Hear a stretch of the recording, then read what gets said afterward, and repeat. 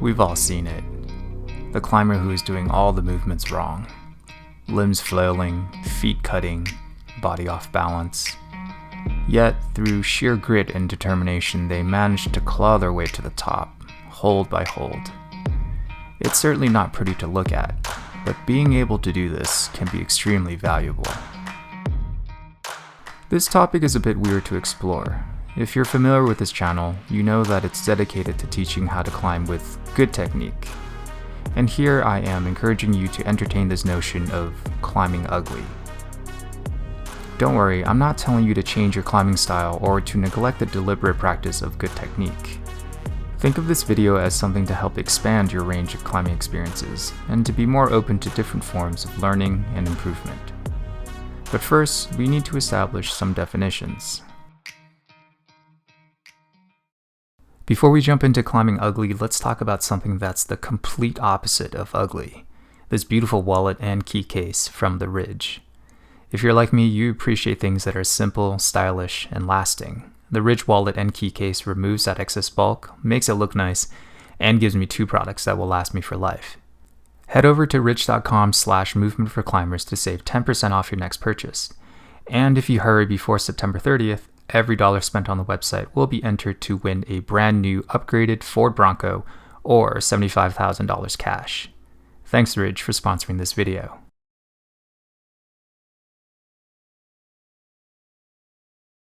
My definition of climbing ugly is the forcing of a move or series of moves when you aren't confident of your technique, your physical ability, or even if the move itself is the right decision.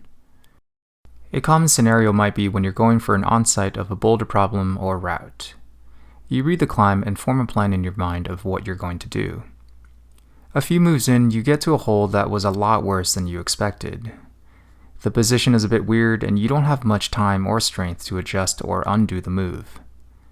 Some people in this case would just drop down and say something like, "Damn, that hold sucks." However, the person who chooses to climb ugly would attempt to force the next move. And most of the time, they just fall.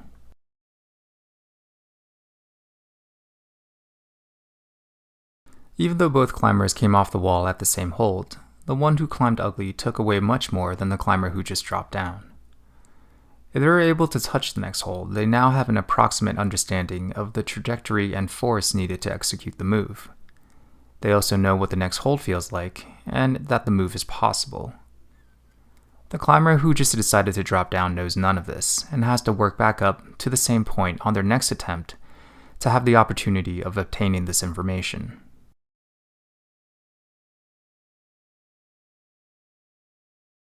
At this point, you might ask, is climbing ugly just trying hard? Indeed, there is some overlap between the two. You can't really climb ugly without trying hard. Climbing ugly contains a key factor that trying hard doesn't: uncertainty. In climbing ugly, not only is the move you're about to attempt perceivably difficult, but you also have no idea how it's going to go. When we're about to try hard, we usually have some notion of what the movement demands from us. It's likely even been measured and rehearsed a few times, and that's how we know we need to actually try hard. That's the difference between the two. When we climb ugly, we try hard in spite of how unprepared we feel. This distinction leads us to the broader philosophy behind climbing ugly. Don't wait for everything to be perfect before you try to achieve something. By chasing the perfect set of conditions or the perfect state of how you feel, your moment is never going to come.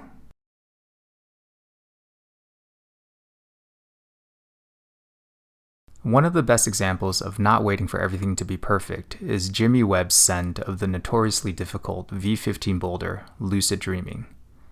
The problem consists of several hard opening moves on small sharp holds before the infamous crux move, a right-hand dyno to a tiny crimp. Although Jimmy had quickly worked out the moves on the climb individually, linking them proved to be the biggest hurdle. On one of his days working the boulder, Jimmy had come to the end of his session. He had not sent that day, and his best attempts were behind him. Frustrated, he decided to give it one last go, just as a fitness burn or even out of spite. And of course, he sends. Afterward, he admits that the circumstances were far from perfect. Like, the reason why I did the boulder, like, makes almost no sense. Like, worst try, worst condition, sweatiest fingers, tired, like, into the sesh, like, wasn't even gonna try because it just felt off, and then I did it, like, no reason. It was literally a no expectation burn. We don't have to always wait around for things to be perfect. Even under the most unlikely of circumstances, great feats can be achieved.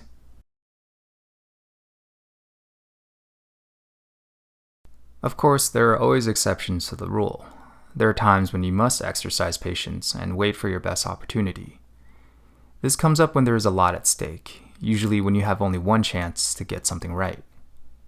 The most drastic example of this is free soloing. If you're familiar with Alex Honnold's legendary solo of Free Rider on El Capitan, you'll know that it took many months of dedicated preparation for him to feel ready. You might also remember that it took more than one attempt. Soloing is one of the most dangerous things a person can do, where one mistake can be irreversible and cost you your life. On pitch 6 of the 30-pitch climb, Alex encountered a moment on the free blast slab that gave him pause. The foothold he planned on using wasn't feeling perfect, and he did not want to stake his entire life on that one move. He made the right call and bailed on the climb, coming back months later to find an alternative and more secure sequence. High-stake moments like that are definitely reserved for certainty and perfection, and one should never climb ugly to force a move.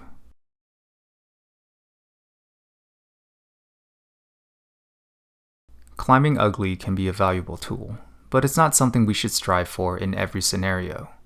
For example, when we are warming up or doing deliberate technique drills, it serves us better to climb as well as we can. However, there is a time and a place when climbing ugly can give you benefits. On your on-site or flash attempt, the goal is to send.